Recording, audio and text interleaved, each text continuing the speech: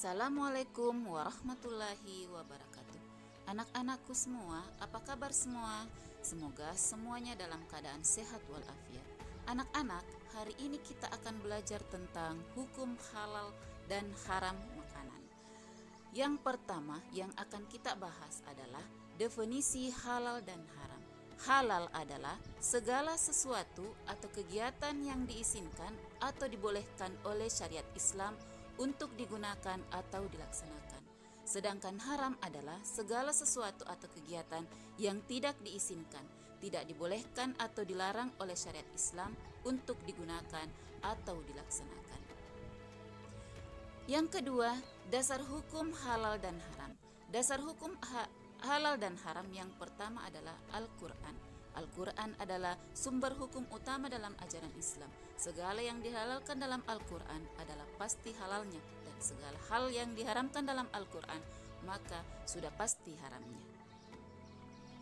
Dasar hukum yang kedua adalah Al-Hadis atau Sunnah, berfungsi menjelaskan hal-hal dimaksudkan oleh Al-Quran, menerangkan hukum-hukum yang tidak tersebut secara jelas dalam Al-Quran, dan merinci hal-hal yang dinyatakan secara umum dalam Al-Quran. Dasar hukum yang ketiga adalah ijtihad.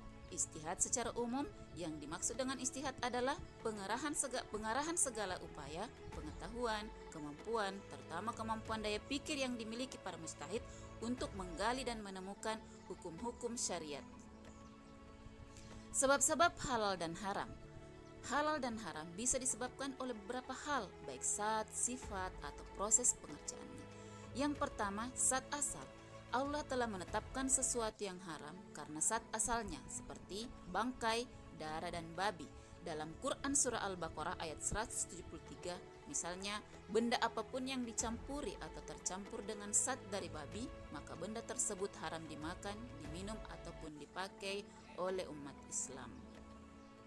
Sebab yang kedua yaitu dari sifat asal, perbuatan dan sikap yang sifatnya buruk, mencuri, menipu, judi atau syirik diharamkan oleh Allah, walaupun dengan niat, cara dan hasil sebagus apapun tetap haram.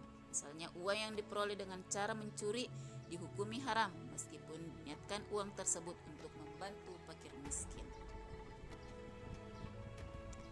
Sebab yang ketiga adalah proses. Halal atau haramnya sesuatu bisa disebabkan oleh prosesnya.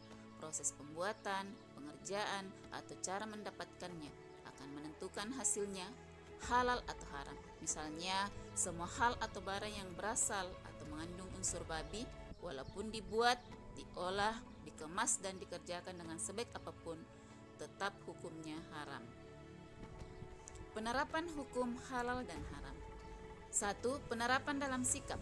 Membiasakan penerapan halal dan haram dalam kehidupan sehari-hari, yaitu dengan cara mulailah dari sikap mengakui dan meyakini bahwa hukum halal dan haram ditetapkan oleh Allah untuk kemaslahatan seluruh makhluk. Misalnya, ketika kalian makan nasi tidak dihabiskan, nasi sisa dibuang ke tempat sampah. Pernahkah kalian berpikir bahwa perbuatan tersebut termasuk hukum haram hukumnya karena mubazirkan makanan? Selanjutnya, yang kedua, penerapan dalam konsumsi. Untuk menjamin semua produk benar-benar halal, maka pemerintah mengeluarkan Undang-Undang Nomor 33 Tahun 2014 tentang jaminan produk halal yang diselenggarakan oleh Badan Penyelenggara Jaminan Produk Halal. Mengonsumsi dan menggunakan barang yang halal dan meninggalkan barang yang haram hukumnya wajib. Abu Bakar mengatakan bahwa ia pernah mendengar Rasulullah SAW bersabda, setiap daging yang tumbuh dari sesuatu yang haram, maka tempat terbaiknya adalah neraka. Nah, demikianlah anak-anak materi tentang hukum halal dan haram. Semoga materi yang ibu berikan anak-anakku dapat memahami. Demikian, Assalamualaikum warahmatullahi wabarakatuh.